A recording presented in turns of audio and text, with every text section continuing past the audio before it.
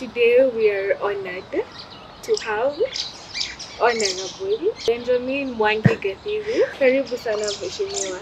Thank you. How are you doing today this morning? I'm very good. Just relaxing. Okay. Yeah. Okay, that's nice. So, could you tell us why the name Mejjadonk? Actually, when the name Mejjadonk, in 2007, when I bought my first matatu, the theme that on the matatu graphics, they are called donks. That's where the name Donk originated from. And as of Major, I've been doing it since I was born.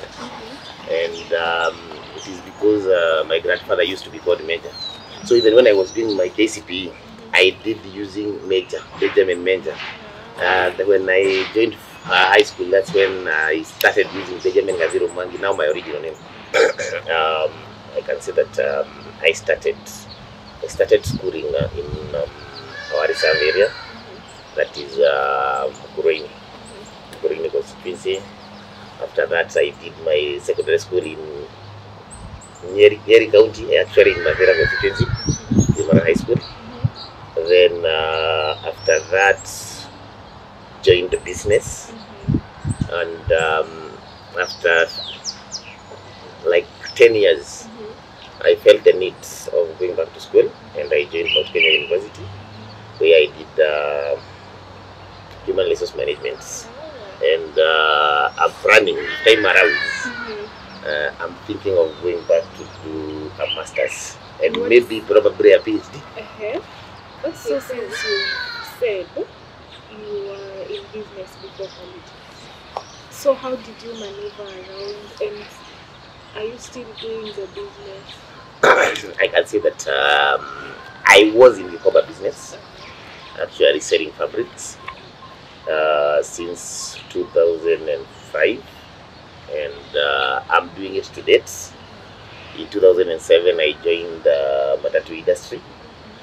I'm doing it to date, and maybe some few like tractors and lorries for hire.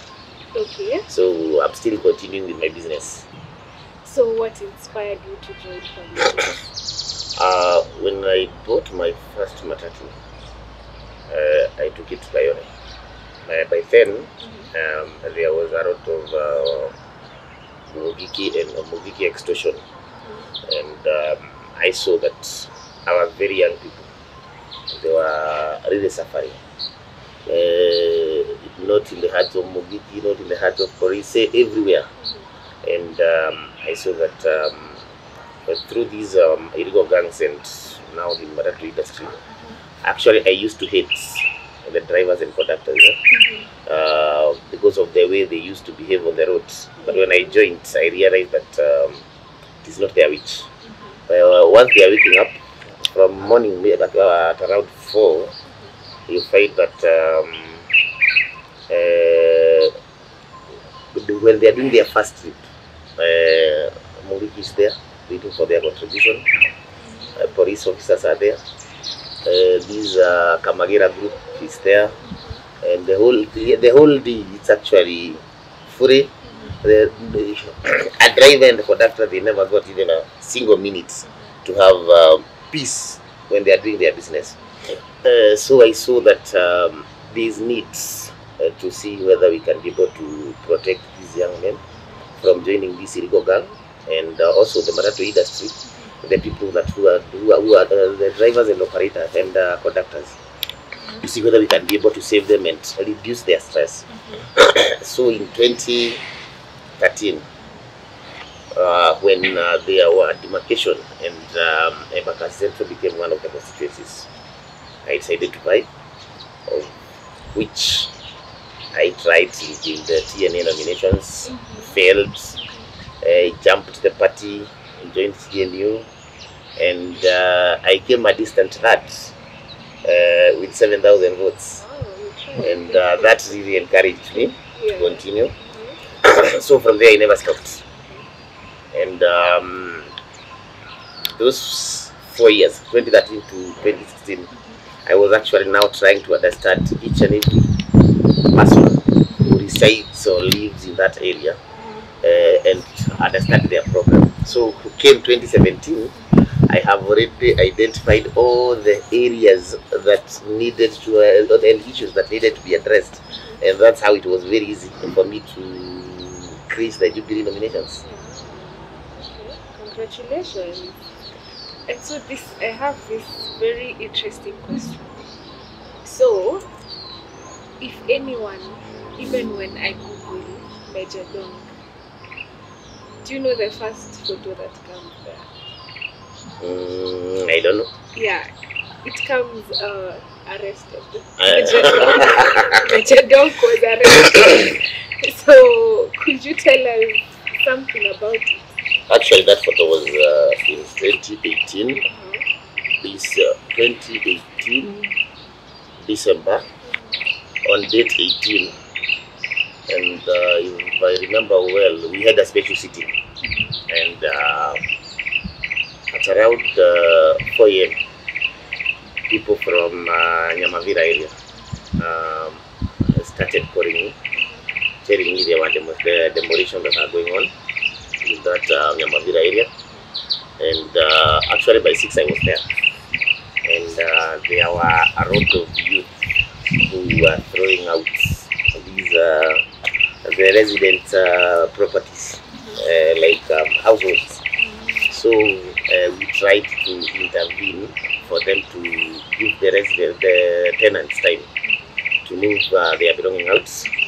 And since they were not police officers and the auctioneers were not complying, and they were not agreeing with the residents to remove their properties. So I had to intervene and try to stop them.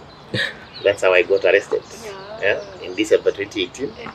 And it was actually bad because they waited until I was arrested at around 10 a.m.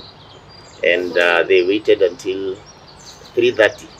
That's the time that they were taking me to court, because they were just wanted to ensure that I spent the nights either in jail or in a police station. And actually, their wish happened, of which I spent the night at Industrial police station. No, prison. Industrial police prison.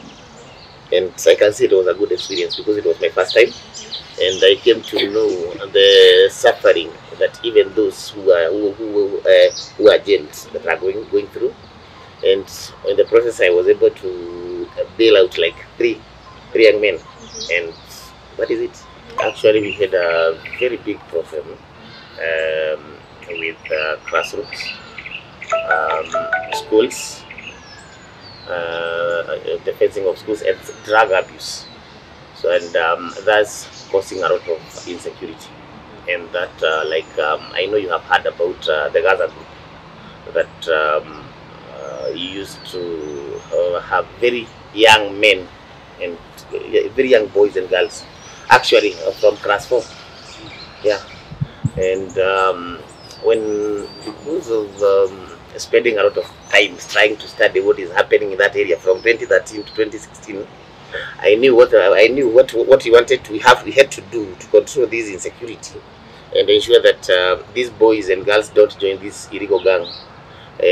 We first had to ensure that they are in school, and ensuring that they're in school, not just being in school, but in a proper environment where when a kid gets to school, he doesn't really know what is happening outside the school. And that's why we decided to fence off all the public primary and secondary schools in my constituency. By fencing, we are reducing even the involvement of the kids with the outside world, and also making parents' work easier. If a parent brings the kids to school, and now he or she knows, up from the time that the kid entered the school to the time of leaving, the kid will actually be in school. using the CDF money. We have been able to construct 6 classrooms, 6 new classrooms, no, 8 actually 6 new classrooms, and an administration block in Kayore North Primary School. We have done 3 more classrooms in Bodeni. We have done laboratory in Kayore South Secondary School. We have actually ensured that abolition blocks, they are clean. Actually, every year we give like 45 million to ensure that in form of bursaries, to ensure that all the kids are able to go to school. And using the same, we also pay like those conductors who have been able to now understand the way things operate and they need licenses. We have been able to train them, and now they are competent drivers. And these Boda Boda guys, we have ensured that now they have licenses, so they are competent motorcycle drivers. What else have you built? I can say that if you visit now Kayore police station, you can see now that it has already been fenced. I remember you saw a story on TV that police officers in Kayole are lending their uniform and weapons. And actually, when I went and talked to the OCPD, he told me that because of the insecurity that is in that area, and the police station and the police quarters, they are in an open field. That's how, if maybe at night some guys can access through in a corner, get uniform from the clothesline, and then disappear with it. Yeah. That's how we decided to fence off the police station. And now I'm very happy they are happy. And they are saying that now they are enjoying their privacy. So what are some of the plans that you have in line for your constituency? Actually, the plans in line, it's one is to complete the new school that I'm telling you, the 72 classrooms. And actually that will be one of the biggest public primary schools in East and Central Africa. Wow. And it will be able to accommodate like 8,000 kids, because we have done very big, spacious classrooms. And I had pointed that I also wanted to do a new public secondary school in the same field. That one will be done using CDF if I get re-elected. And we'll also do technical training institutes, TTI, that are being funded by the Ministry of Education. But of course, the CDF have to chip in. They must contribute 10 million for the ministry to chip the rest. So that is one of the plans that I have. I'm also thinking about another secondary school in Tawabu Primary School. We have a big field, but if you look at the way the school was done by the county government, no, the city council, it was actually not well planned. So we are planning to redo the school, and now get space to do for another now a new public secondary school. We are also planning to ensure that in partnership with Kera and Kura, we want to ensure that no road in Embakasi Central that will not be tarmacked. And by doing secondary schools and TTI and those libraries, I'm sure that we will have assured our kids of education, thus improving their security, and also ensuring that they don't join the illegal gang. So by doing that, I think I'll be done with my work, and by then I can maybe ask for the people's support for another bigger seat.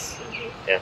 Okay. We are so humbled to have your presence in this chance show. And also to the viewers, thank you so much for your time. Thank you for watching. And wherever you are, may God bless you.